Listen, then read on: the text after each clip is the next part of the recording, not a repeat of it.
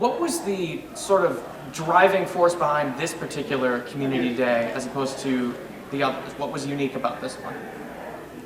Well, each year we pick a theme, and we do that in concert with the Circle Fellows.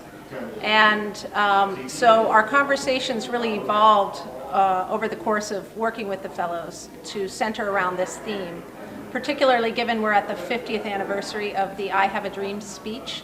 It seemed like an appropriate time to raise that up and think about what it means in the life of our two communities. What does it mean, the legacy that King left us, as we try to think about living side by side, intentionally understanding more and more about each other. I'm looking forward to several elements of the day. One of them is that our Circle Fellows, Jewish, Christian, Unitarian, Universalist, and Muslim, all have the opportunity to share with our communities the work that they've been doing diligently over the last several months.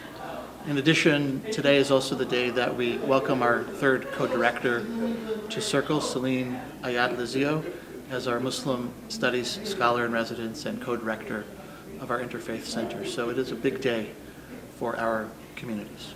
Another aspect of Community Day that has become a bit of a tradition is an open space time over lunch.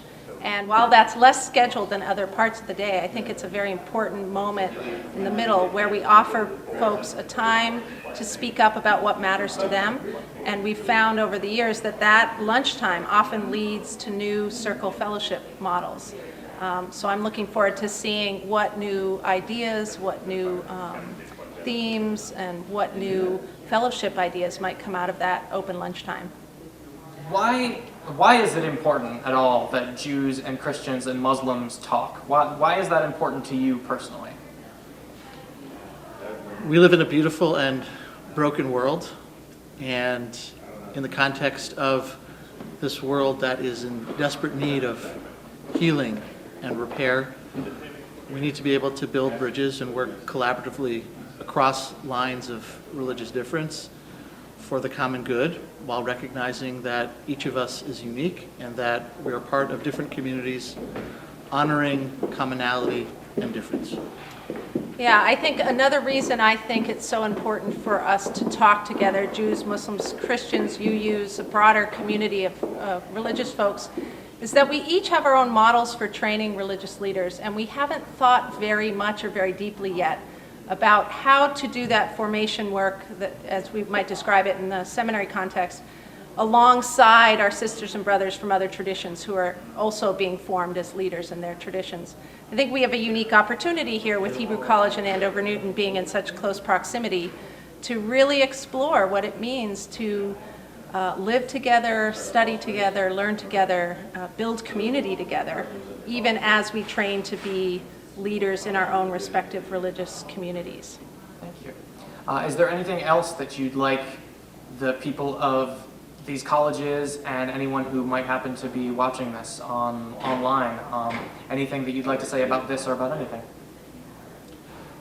Earlier this morning, President Carter spoke about the amazing things that regular folks can do, and he drew on his experience from the Sane Freeze movement, the anti-nuclear war movement, and from the civil rights movement. And so I'm hoping that today, as we delve into the legacy, the living legacy of Dr. King and of the civil rights movement, that we'll think deeply about what we can do as ordinary people trying to make our way in the world who can bring some measure of healing to it.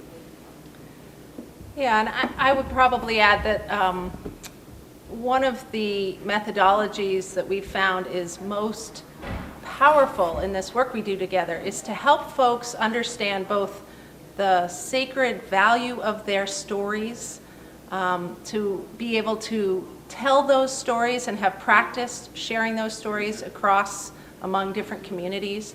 And Community Day is really a giant opportunity to find ways to share stories across these two communities in this setting. And we found that that leads to some of the greatest insights and possibility for transformation, just simply by exchanging stories and understanding a little more about the motivations that we each carry with us into the work we do in the world.